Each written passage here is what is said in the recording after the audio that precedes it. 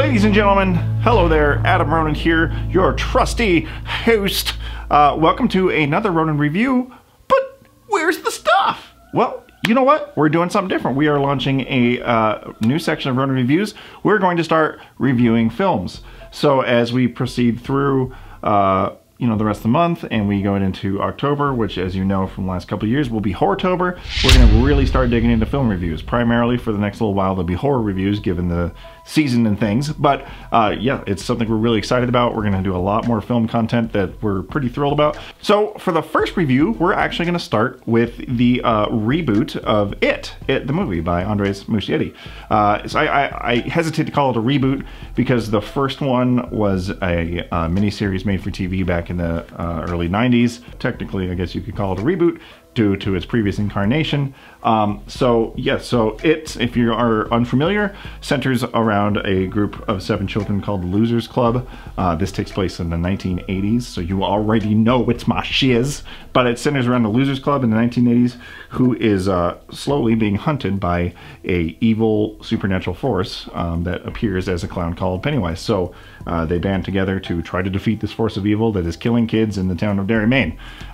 You probably know what it's about. You've probably seen the original. A lot of you have probably read the book, which is one of my favorite Stephen King books. I couldn't be more into it. I just finished rereading it again before I watched the movie. God, it's good, minus a couple weird parts.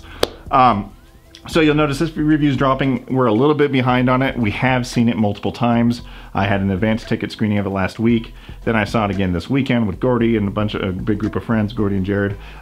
We just took our time. We really want to digest our thoughts so we could have our first film review really be thought out and well done. So the first thing we're gonna do is we're gonna kind of break this up with stuff I really dug and then stuff that we were a little iffy on. But ultimately, I want to come right out and say that It was probably is my favorite horror movie of the last very long time, of the last decade probably, and we'll get into why. But the first thing I really want to touch on is the kids. The cast with Finn Wolfhard and the rest of the band of the Losers Club are almost impeccably perfect. The casting for all of them, the chemistry that they all shared together with the lead with Bill, and then Finn's character, Richie Tozier, Eddie Kaspbrak, Beverly Marsh, they all were so perfectly casted, and just the way they acted together, it was so reminiscent of early 80s monster movies like Monster Squad and The Goonies, and that is primarily one thing that we thought about when we were watching this and on our post discussions was this was less of a horror film and more of an adventure coming of age, The Goonies, with a really sweet monster flick buried within it. So the kids were fantastic, and that's really what makes the movie work as well as it does, is because not only is the writing and the direction superb for them, just the way that they played off each other was just fantastic, but you can't have an It movie without It. Pennywise, which replaces the beloved Tim Curry. We now have Skarsgård, who takes over the mantle of Pennywise the dancing clown. And this kind of reminds me back to when Heath Ledger was cast as the Joker. They were very big shoes to fill, which is funny because they're both clowns in a sense. And when they first released that first teaser picture last year, people were like, "Oh my God, I can't have a new Pennywise." You know how fans get about things. But, and I'm sure you've seen the film by now, I think that he truly knocked it out of the park. He really brought the creepy imagery, and it was just fantastic to see this Pennywise come to life. I think that if we merge both Pennywise's, Tim Curry and Skarsgård, into one Pennywise, it is absolute perfection to the book, because in the old miniseries, he did morph into a lot more creatures than he does in the new movie, so that was more true to the book. But honestly, Skarsgård was just flawless in this film. He really brought the creepy A-game, especially with his droopy eyes. Having that lazy eye really played to the character, and they really expanded upon that with a lot of the eye stuff. Just magnifique.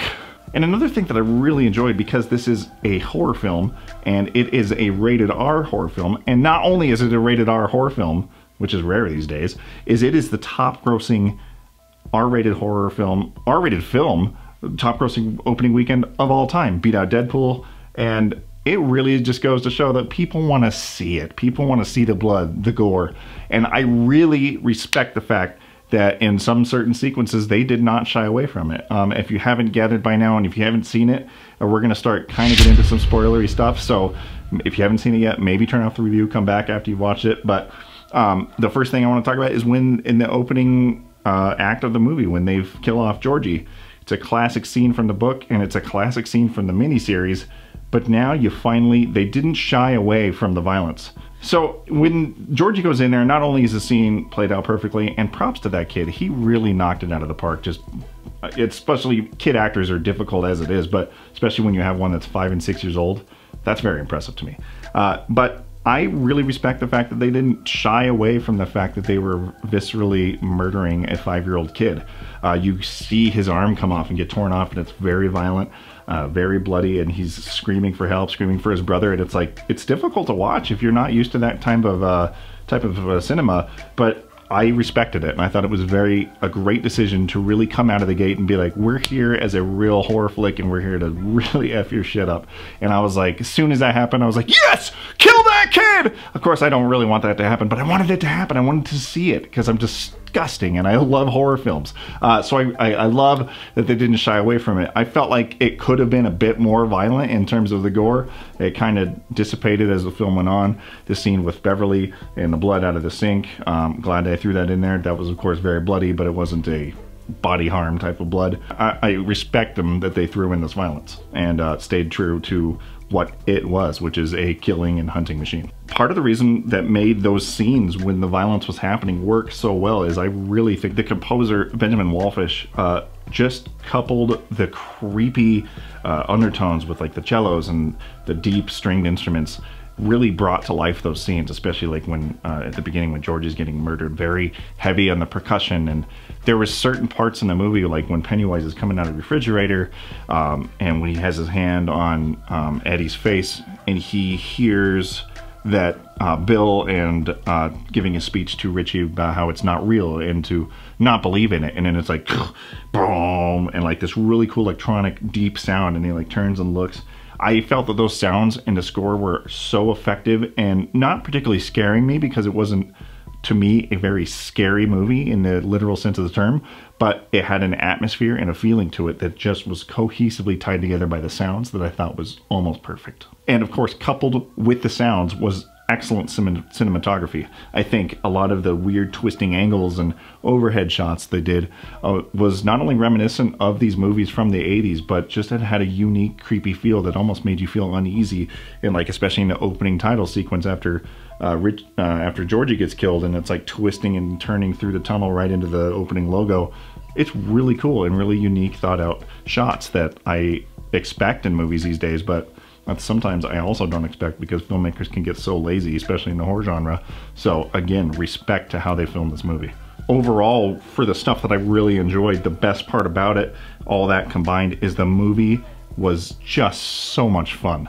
Like, you go into it, I've seen it twice, and you know, in the second showing that Gordy and I went to with some friends and Jared, people in the theater were screaming and jumping, and it was like, we were thinking, because it was like a Star Wars movie almost. We walked in and there was a line like wrapped around the hallway for people waiting to get into it, and it's just something you just do not see with horror movies these days. It just does not happen. You see that with like Marvel movies, you see that with Star Wars, people lining up, advanced tickets. This movie was sold out to the brims all weekend long, and people were laughing and screaming and clutching each other. It was pure popcorn fun, and that is just, when you strip away the movies, you go to the movies to have that experience, to feel like you're in a crowd hooting and hollering and having an excellent time, and that is exactly what it brings. So that all aside, as no piece of art is perfect, and there are a few things that I did have beef with in this film, one thing I want to just address is I felt like the pacing in Act 1 was a bit rushed. There's this misconception that movies have to be condensed into no longer than 2.5 hours, and so this is a pretty deep story. Obviously, the book is 1,200 pages long, and the book features back and forth between the kids and then them as adults. This movie is just focusing on the kids, and while they have that leeway to tell much more story, they still were rushing things quite a bit, I felt, in the beginning of the film, especially going from each kid. One kid, what he's afraid of, then a scare, then the next kid, what he's afraid of, and then a scare. And I get that that was world building and building up the characters to what was coming, but I felt like, guys, I will sit there for 3 hours if you just flesh out the film just a bit more for me. Like, I'll sit there, like, I'm having a good time. Let's get balls deep in that bitch, you know what I'm saying? And to go along with that, I really feel like Mike's character was just severely underused. So the rest of the Losers Club, the other 6, were just so fantastically fleshed out and amazing characters. And then you have Mike, who in the books is a very important character, and he was just kind of tossed in this one. He really doesn't become a full-fledged character until about halfway through the movie, and then he's just suddenly their friends, and he's like, oh guys, let's hug, I'm a character too, let me get in on this shit. And so I really feel like his character was really underused. A lot of things were changed with his character from what I remember in the books, where in this film they really play on how his parents died in a fire, and I'm pretty certain that in the book his parents were alive and well, and his dad helped him with stuff. There was a lot of scares in the book, like with Mike and the bird, that were obviously not in the movie, and I was a little bummed out about that. And I was pretty disappointed that his character was cut so short. So, and to play on that fact with Mike kind of getting the short end of the stick, I also feel like the Bowers gang kind of got short end of the stick. So, Henry Bowers was pretty true to who Henry Bowers is in the original story, but his goons, like Patrick Hockstetter, Belch Huggins, and Victor Criss, were kind of just in the background. Obviously, I know they couldn't flesh them out as much as you can in written works, but I felt like Belch Huggins could have had a much bigger part other than belching in his ear and driving a car.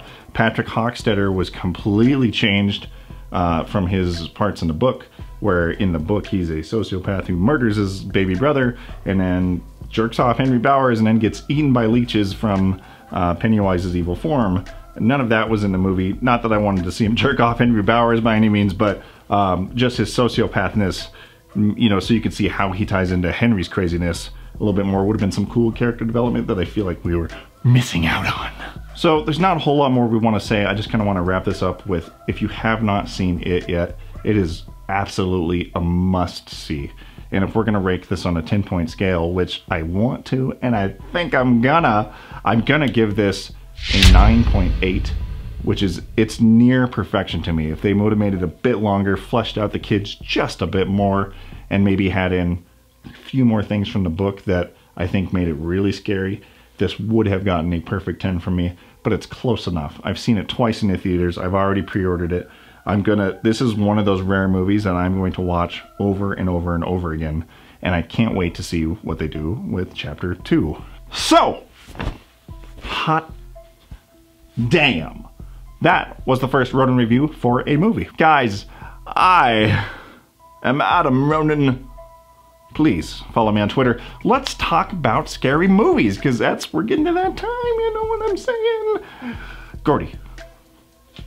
Subscribe! Deuces.